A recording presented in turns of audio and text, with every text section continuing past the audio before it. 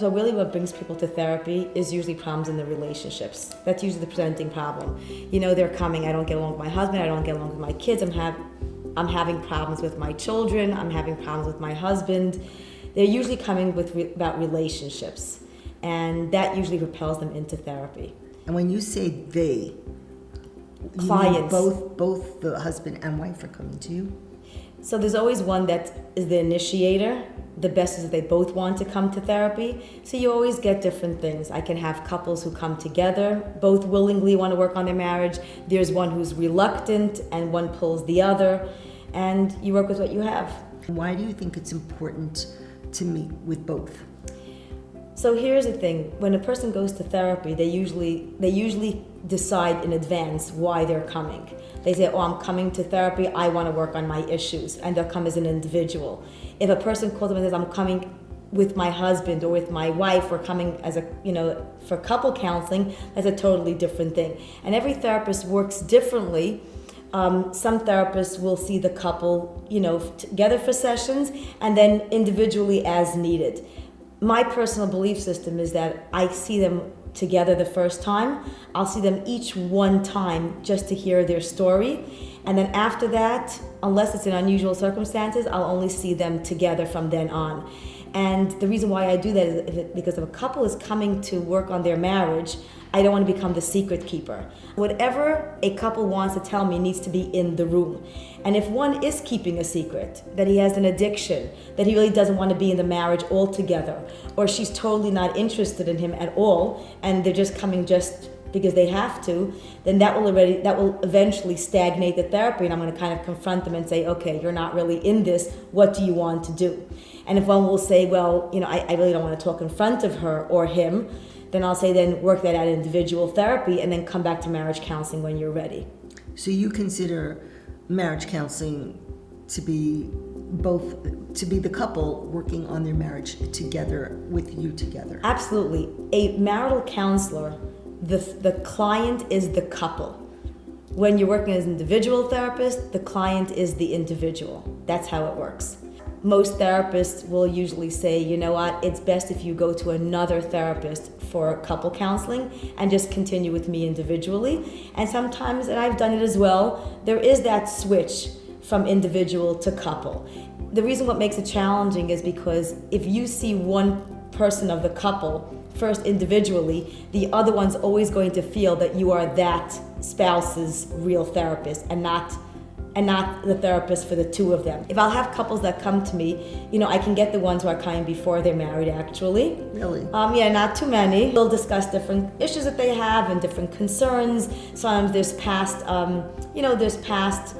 trauma or something they want to work through, and they're working it through together, and then you work through their issues. So those are the young ones, or even just the young in their relationship. So that's a relatively new concept, I think, in our world, coming before the marriage, right. Which I think is a wonderful thing. Right. I think because there's a lot of communication now between kala teachers, chassan teachers, and therapists. So there is this concept of finding its way in. Because today's kala teachers, a lot of them that I'm familiar with, I'm a kala teacher as well. So a lot of kala teachers, when they're seeing problems, then they're right away saying, talk to the Rav, talk to the chassan teacher, let's collaborate, let's see if we need, more intervention over here, which might be a therapist. When the kala teacher is seeing a real problem with the individual kala herself, at that point, they're probably usually resistant to individual therapy. Then you work with whatever material you have.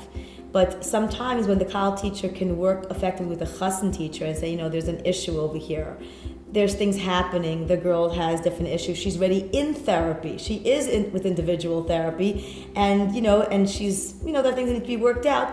The chassan teacher, the kala teacher, the rav, whatever the case is, there is a collaboration that they'll send the couple for counseling, and they work things out together. I do have to tell you that I do teach kalas, not too many, but what I'm finding is that I have colleagues who they're working with girls individually, and then they're sending them to me when they get engaged for kala classes. And I'm finding tremendous satisfaction working with those kind of girls.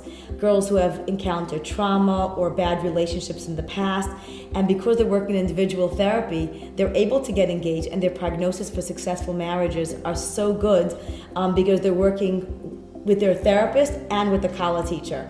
And what I'm finding as well is that they're walking into their engagements much more open, much more aware. They're bringing their chassan fiance into their therapy with them, not as couple counseling, not as premarital counseling, but just making the chassan aware of what the issue she's dealing with.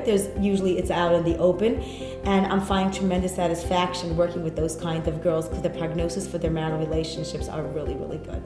Deal with the situations where a young bride who's married maybe a week, a month, 2 months, 3 months, will go back to you if there is a problem, or go to you for the first time? Do you see as those a kind of kala teacher, of course, the way I work as a kala teacher is that they do come back after their wedding. Absolutely, there's nothing to even talk about. They do come back, they call, but the kala classes themselves that I do and that many of my fellow kala teachers do, it's set up to begin with that it's not only halachos, that I would say the bulk of it is hashkafa.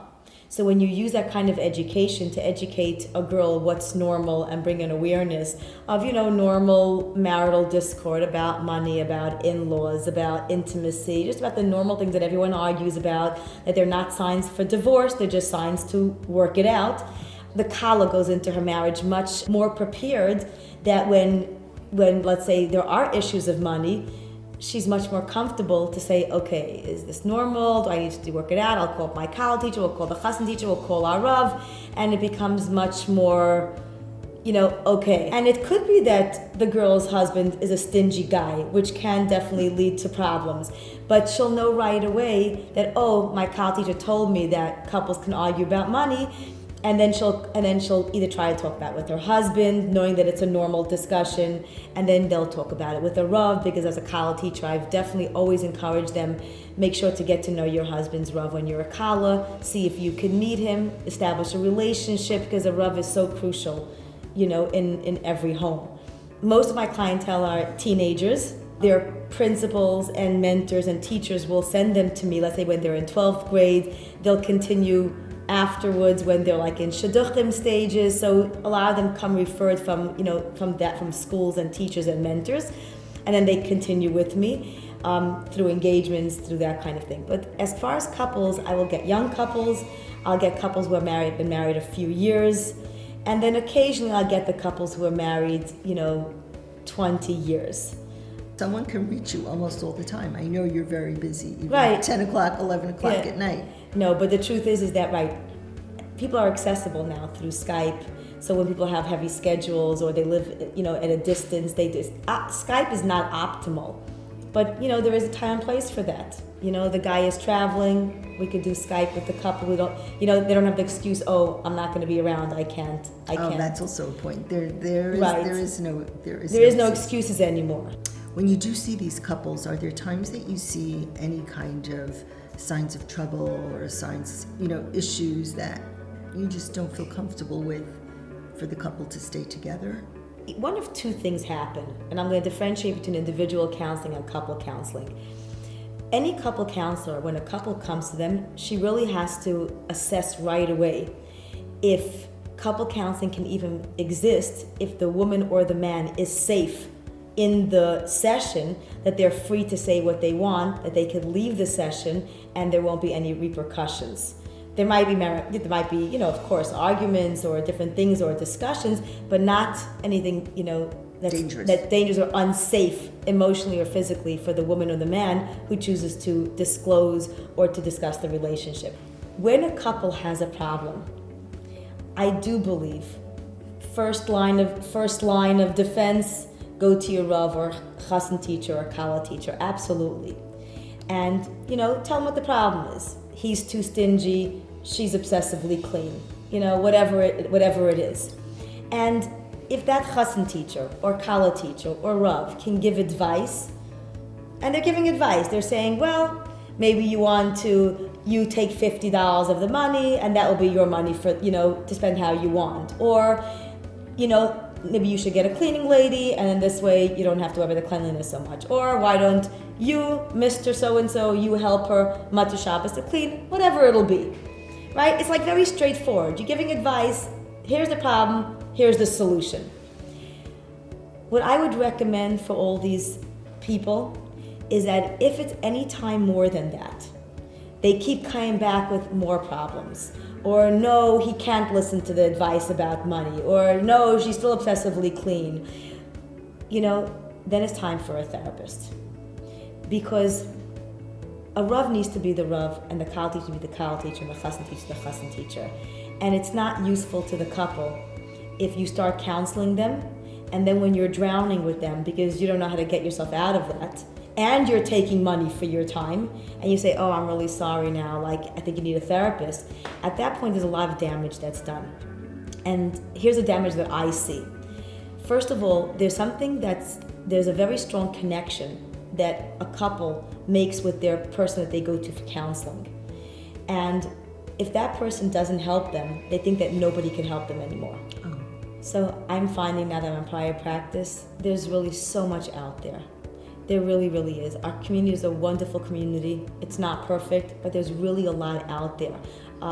There's a lot of supports out there. There are a lot of these young 40-year-old Rabbanim who are really with it, in it, know what's going on, and even have wide enough shoulders to be able to take responsibility.